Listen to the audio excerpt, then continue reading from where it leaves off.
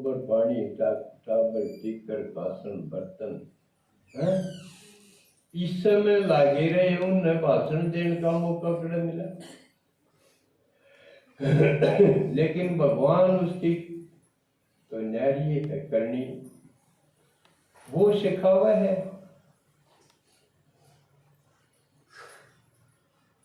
हर के ज्ञान का कलश तुम्हारे ऊपर है, इसका मतलब ज्ञान अमृत तुमने बांटना। तो ज्ञान अमृत तो बोल के बटेगा, तो उसके लिए बोलना आना चाहिए। और सबसे आसान बोलना सिखाना देखी हुई बात बता दो। शब्द आसान है ना, उस मत के में याद भी ना करना। जो मैंने देखा, जिसा देखा उसा बता दो। बोलना आवाज खुलन का यू सही चांस हो। जो देखा, जो सुना, जो मन महसूस होया वो बताना सबसे आसानी हो। इसलिए मुंह खोलन का ये एक समय, जो इसने चूक गया उसने फिर बोलना बहुत वारी आओगा, समझ में। इसलिए भी सुनते हैं हम कि उनका मुंह खुलवावा।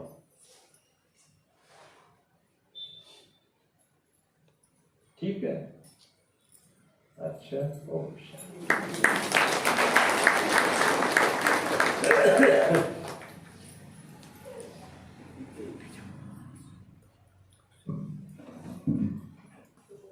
कौन कौन आई हो एक बार आज खड़ा करिए।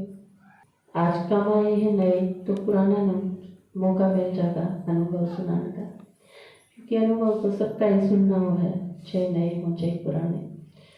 पुराना का एक दूसरे स्टाइल का अनुभव हुआ है, क्योंकि वो लेके जाने हैं, जिम्मेवारी थे। जब आप पार्टी में जाओ हो खुद बाबा बेरन खातर, तो वो एक अलग टाइप की हुआ है, और जब आप पार्टी लेके जाओ हो तो वो अलग टाइप का जाना हुआ है। तो दोनों में अंतर हो रहा है। तो पहले क्योंकि नए हैं, वो प्रीति आई है, वो भी ठीक हो के आई है, वो भी फिजिकली ठीक हो के आई है। आ जाओ। एक बात आप सीरियसली समझ लो कि आल में किसी का फोन बजना नहीं चाहिए, यह आपकी पर्सनल जिम्मेवारी हो है। जब आप हाल के अंदर आओ तो आप फोन स्विच ऑफ कर लो।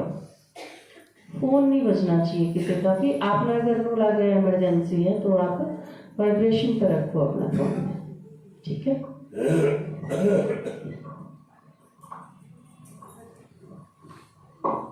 ओम शांति, ओम शांति। पहली बात तो दादाजी का शुक्रिया, दीदी का शुक्रिया, माताजी का शुक्रिया और कविता दीदी का शुक्रिया, और मेरी दादी का भी शुक्रिया, क्योंकि वे मेरी सहयोगी बनी। पहली बात तो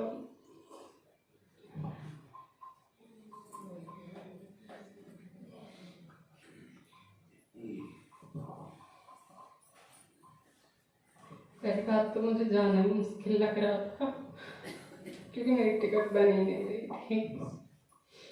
लेकिन फिर दीदी ने मेरी टिकट बनवाई। फिर टिकट बनने के बाद भी फिर माया आने लग गई, काफ़ी मुसीबतें आई। फिर मेरे युगल मुझसे कहने लगे कि तुझे मधुबन तो जाना है, चाहे तुझे मेरी लाश के ऊपर से जाना पड़े तो मधुबन तो जाके रहेगी। मैंने उनसे कुछ नहीं कहा। फिर मैं वेट कर रही थी कि कब मधुबन जाना हो, कब दीदी कहे कि आज मधुबन जाना है। तो बस मैं यही गीत गाती थी कि अब तो बाबा से मिलना है, मधुबन जाना है, यही गीत गाती थी। फिर मुझे पता चला कि नवंबर दिसंबर में मधुबन जाना है, तो मैंने सुमन दीदी से फ़ोन करके पूछा। तो मैंने दीदी से कहा कि दीदी ठीक है, मैं 12 तारीख को आ जाऊंगी। तो दीदी बोली नहीं, तुझे तो 10 को आना है, नहीं तुझे 9 को आना है, 10 की तेरी टिकट है। तो मेरा किसी का सहारा ही नहीं रहा कि ठीक है मैं 9 को आ जाऊंगी। फिर मैंने सोचा कि अब मेरी टिकट तो हो गई और तैयारियां भी हो गई, लेकिन अब उनसे कैसे पूछूं, उनका रिएक्ट क्या होगा अगर मैं उनसे पूछूंगी तो एक दिन निकल गया उनसे पूछने में, मैं नहीं पूछ पाई। दूसरे दिन मैंने कोशिश की, उनसे पूछा तो बोले ठीक है चली जाओ और बच्चों को वहाँ पे छोड़ देना। तो मैंने कहा ठीक है, अब तो सारी दिक्कतें दूर हो गई। फिर मैं यहाँ आई और फिर हमने पहले दूसरे दिन जाना था तो सेंटर पे क्लास की पहले, फिर हम यहाँ कोलंबे आए, फिर यहाँ से 9 बजे निकले रोहतक के लिए। फिर बसंती दीदी हमें छोड़ने के लिए आई वहाँ, बसंती दीदी हमें ट्रेन में बैठा करके गई। फिर हम गए, वहाँ पहुँचे तो वहाँ बहुत अच्छा लगा। फिर हम वहाँ पे बस का वेट कर रहे थे तो बस यही हो रहा था कि बस कब आएगी और कब हम जाएंगे और कब वहाँ का देखेंगे, बाबा का घर देखेंगे। फिर हम गए तो पहले हम शांतिवन में रुके, वहाँ कमरे पे गए, पहले फ्रेश हुए, नहाए, फिर हम खाना खाने गए। फिर खाना खाने के बाद पहले हम दादी प्रकाश मणि के स्तंभ पर गए, वहाँ हमने योग किया। फिर हम बाबा के कमरे में गए और फिर हम दादी गुलजार के स्तंभ पर गए, वहाँ योग किया। फिर हम जानकी दादी के स्तंभ पर गए, फिर वहाँ योग किया। फिर योग का टाइम हो गया था तो हमने फिर डायमंड हॉल में बैठ के योग किया और भाई की क्लास भी चल रही थी, मुझे नाम नहीं पता कौन से भाई थे, हमने उनकी क्लास भी सुनी। फिर हम खाना खा के अपने कमरे पे आके सो गए। फिर दूसरे दिन 2 बजे उठे, 2 बजे उठ करके नहाए धोए, फिर हम डायमंड हॉल में योग के लिए चले गए, हमने मुरली क्लास की। फिर हम 6 बजे खाने की सेवा पे चले गए, रोटी बेलने की सेवा थी तो वहाँ चले गए।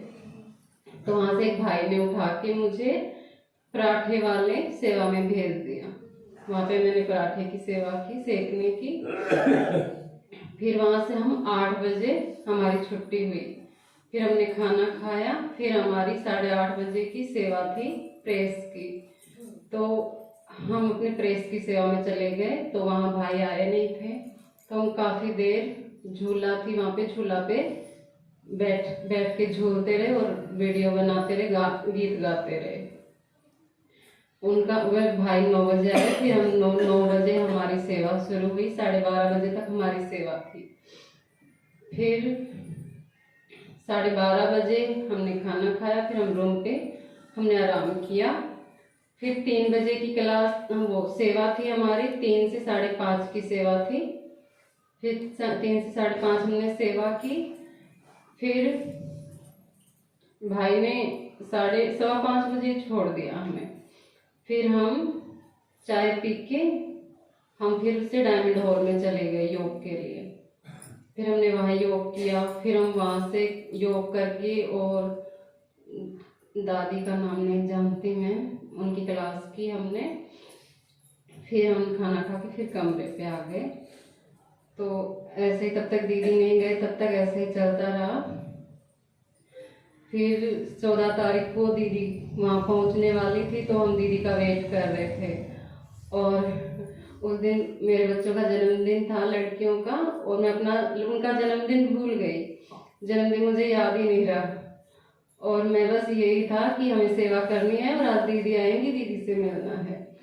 तो दीदी 5:15 बजे, मतलब थोड़ा जल्दी छूट गए थे, दिन थोड़ा काम था, तो दीदी हमसे वहीं पे मिलने के लिए चले गए। हमें बहुत अच्छा लगा, दीदी वहाँ हमसे मिलने के लिए आए। फिर वहाँ पे हमारी मीटिंग्स हुई, फिर हम रूम पे चले गए अपने। फिर हम शायद डायमंड हॉल में चले गए, थोड़ा याद नहीं है अच्छे से। फिर दूसरे दिन जैसे दीदी ने प्लान किया था तो दीदी ने 2 माताओं को सेवा पे भेज दिया और हम ऊपर घूमने के लिए गए। तो पहले हम ज्ञान सरोवर में गए, वहाँ पे हमने वो वृक्ष देखा, कल्प वृक्ष देखा, उसमें नए पत्ते आए हुए थे और नीचे से वो सारा गला हुआ था। और वो ब्रह्मा कुमारियों की फोटो वगैरह थी, दादी थी, ब्रह्मा बाबा की थी, मम्मा की थी, और वो जो ज्ञान मोती चुगने वाला हंस वो देखा, और पाप का घड़ा देखा,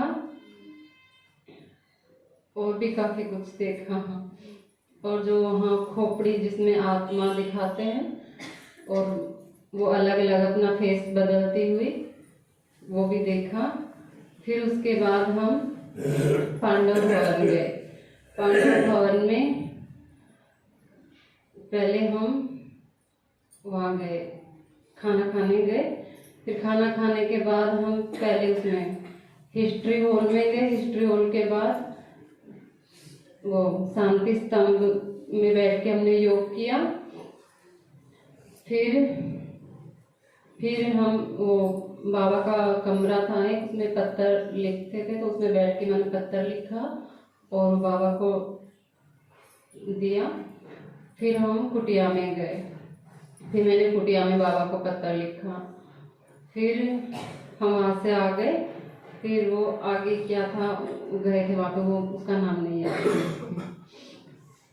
फिर उसके बाद हम दिलवाड़ा मंदिर में गए। दिलवाड़ा मंदिर देखा, वहाँ की छोटी छोटी इतनी अच्छी अच्छी, मतलब देख के वहाँ पे इतना अचंभित हो गए कि ये सब क्या है, कैसे बनाया है।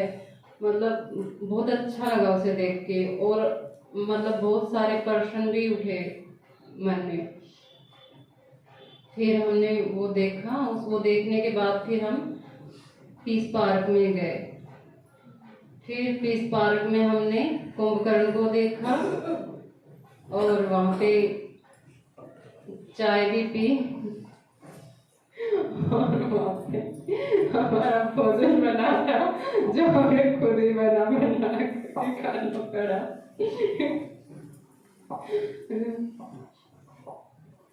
और फिर मुझे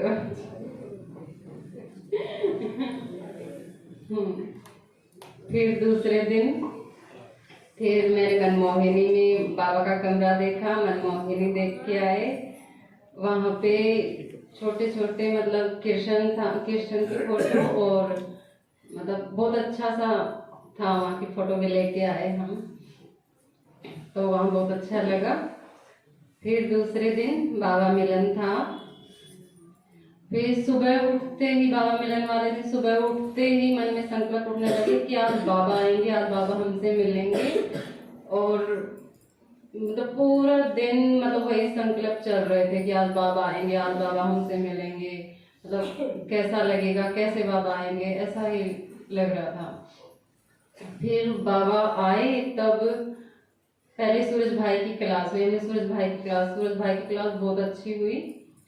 और फिर बाबा आए तो जैसे दृष्टि बस उन्हीं पे थी कि बाबा कैसे आएंगे, बाबा कैसे आते हैं, तो उन्हीं पे दृष्टि जैसी हुई थी कि जैसे बाबा आए, जैसे दादी में बाबा आए, वो झटका लगा दादी को, तो बस फिर तो उनका बाबा आ गए, बाबा हमसे मिलने आ गए, बहुत अच्छा लगा। फिर तो आंखों से जैसे आंसू रुक ही नहीं रहे थे।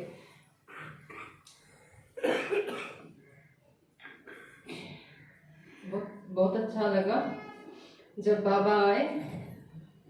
फिर बाबा के आने के बाद फिर मैंने बाबा की पूरी मुरली लिखी, कोई एक दो लाइन रह गई, मैंने बाबा की पूरी मुरली लिखी। फिर बाबा ने जब उन्हें उठाया, वो जो दूसरे देश से आए हुए थे, फिर उसके बाद मैं नहीं लिख पाई। फिर बस फिर बाबा की दृष्टि ली, बाबा का भोग लिया और फिर हम आ गए। फिर दूसरे दिन दीदी को जाना था, तो पहले हमने दीदी को विदा किया, फिर हम मार्केट गए। मार्केट से आए तो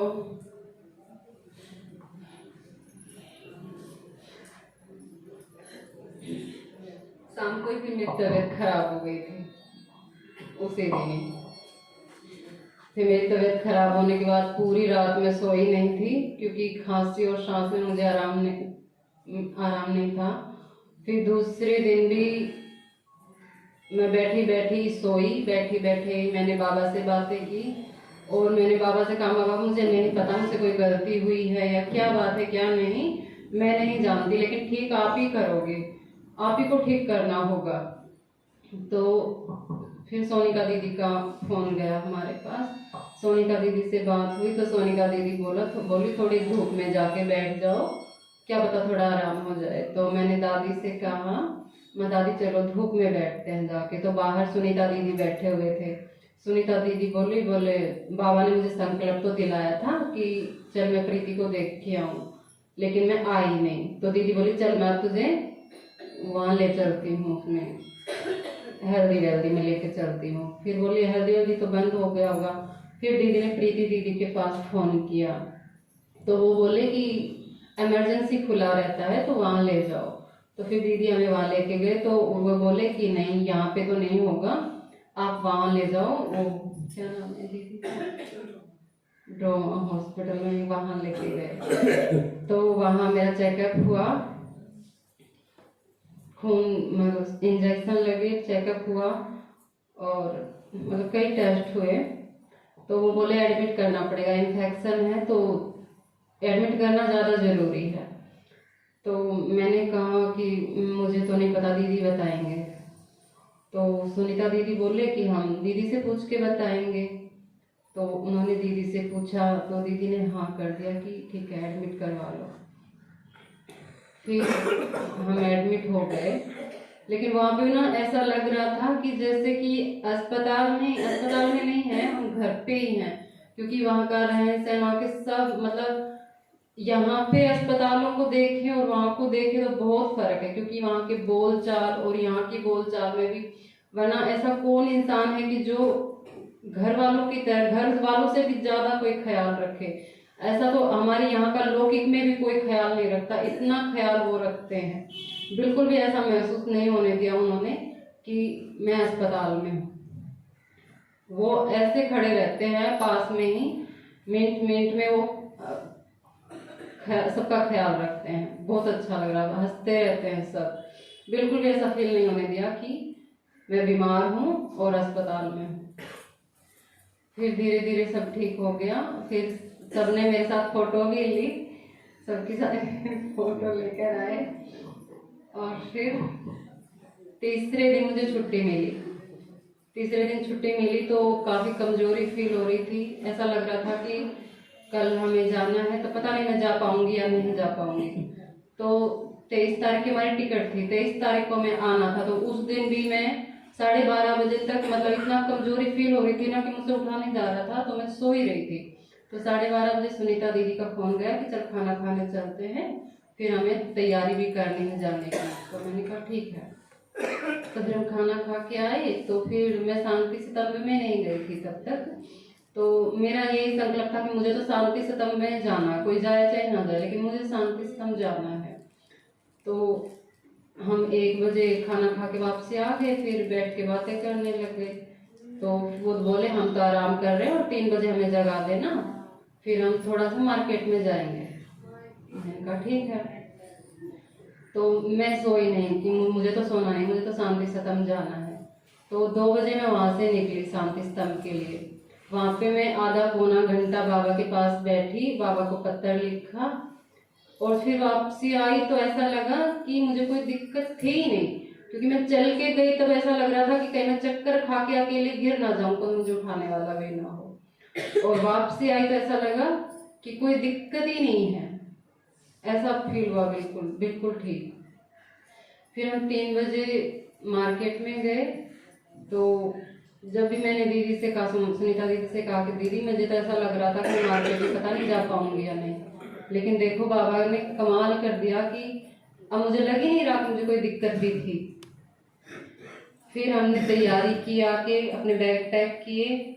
तो फिर 5 बजे खाना लेने के लिए दीदी और भाई खाना लेने चले गए और हम दादी गुलजार के स्तंभ पे 5-10 मिनट बैठ करके आए, योग करके आए और फिर 6 बज गए। 6 बजे मैंने कहा दीदी बहुत टाइम है, चलो कहीं चलते हैं। तो दीदी बोली नहीं अब कहीं नहीं जाना, चले जाएंगे तो फिर गुम हो जाएंगे, फिर फोन करते फिरेंगे, फिर ढूंढते फिरेंगे। मैंने कहा नहीं अभी तो बहुत टाइम है, चलो चलेंगे।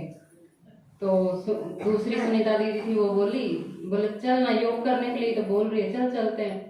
तो दीदी बोली नहीं गुम हो जाएंगे। तो फिर सुनीता दीदी बोले कि अच्छा ठीक है, यहीं पे कमरा है बाबा का, चल उसमें चलते हैं, उसमें बैठेंगे। फिर 7 बजे हमें खाना खाने जाना है। तो हम चले गए, 6:30 हो गए थे ऐसे करते करते, तो हम चले गए। तो आधा घंटा हमने 7 बजे तक वहाँ पे बैठ के योग किया। तो मतलब जो थोड़ी बहुत दिक्कत और थी मेरी वो भी ठीक हो गई। बल्कि कमरे में बैठे बैठे ऐसा महसूस हो रहा था कि बाबा की शक्तियाँ मेरे सिर से ऐसे नीचे की ओर जा रही, और मुझे बहुत काफ़ी सुकून फील हो रहा था। फिर 7 बजे हम खाना खा के आए, 7:45 हो गए थे। फिर हम वहाँ से निकले, फिर हम आबू रोड आए। आबू रोड हमारे 10 बजे की 10:30 बजे की ट्रेन थी। फिर हम यहाँ दूसरे दिन 8 बजे रेवाड़ी पहुँचे, और फिर रेवाड़ी से भिवानी की ट्रेन पकड़ के फिर हम यहाँ आए। और यहाँ आने के बाद फिर सब शुरू हो गए कि तेरी क्या उम्र है, तो अपने बच्चों को संभाल। तो ऐसे छोटे छोटे बच्चों को छोड़ के चली गई, बस ऐसे कौन छोड़ के जाता है, तुझे बिल्कुल भी वो नहीं आया अपने बच्चों का। अब तुझे तेरे बच्चों की याद नहीं आई? हाँ क्यों याद है, जब बच्चे याद नहीं कर रहे थे तो मैं क्यों याद करूं। तो ऐसे बोल नहीं, ऐसा थोड़ी होता है, माँ की ममता तो अलग ही होती है, ऐसे थोड़ी बच्चे छोड़े जाते हैं। माँ कहा ठीक है। फिर मैं ज़्यादा किसी से बोला नहीं। फिर मैं दूसरे दिन फिर से एक भाई धर्म भाई बना रखे लौकिक में, तो उनके वहाँ गई। तो रास्ते में फिर से मुझे पकड़ लिया कि ये तेरी उम्र थोड़ी है, बच्चों को संभाल ले, ये उम्र नहीं है तेरी। बच्चे तो ऐसे डोल रहे हैं, मगर डोलने में कहाँ डोल रहे हैं, क्या कि मैं गिर के नहीं थी कहीं, मम्मी पापा के पास ही तो थे। तो बोले ठीक है देख ले, तूने घर संभालना को नहीं दिख। फिर चलो कल की भी कोई बात नहीं। फिर कल भी दादी ने भी टोका मुझे 2 बार कि तू बेटा चली जा, तू रविवार नहीं जा। क्यों चली जाऊँ रविवार को, मैं जिस काम के लिए डटी हूँ मैं वो काम करके जाऊंगी, क्यों जाऊँ मैं रविवार को, मैं सोमवार को जाऊंगी, नहीं जाऊंगी मैं। तो मैंने माँ को भी फिर चुप कर दिया। मैं कहा माँ खुद 2 बार में माया बन के, और तो माया बन के आए ही, माँ भी माया बन के आ रही है। फिर बोले बेटा मैं क्या करूँ, मैं तो देख रही हूँ कि सब तेरे ऊपर घिरे हुए। मैं कहा कोई बात नहीं, वो तो माया है, बाबा कहते हैं ना माया तो आएगी, तो ठीक है कोई बात नहीं। फिर अब चलते टाइम में साड़ी बांध रही थी, तो पापा बोले कहाँ जा रही है, कहाँ के लिए तैयार हो रही है। तो मैंने कुछ नहीं कहा, मैं हंस पड़ी। बोले तना तो कि मैंने कि सोच रखी है। फिर मम्मी भी शुरू हो गई, पापा भी शुरू हो गए, दोनों शुरू हो गए कि इसने बिघन करवा रखा है, इसने उठे भी बिघन करवा रखा है, नूरे भी करवा रखा है, या इसने घर को नहीं दिखा है, इसने ना बालक पालने दिखे, इसने किम्मे को नहीं दिखता है, इसने बस बाबा बाबा दिखा है। फिर पापा बोले बस ठीक से तो ओम शांति चाल की, वो ठीक से कोई बात को नहीं, तेरी उम्र को नहीं ओम शांति चालन की, मेरी तो ओम शांति जान जोगी करी ये।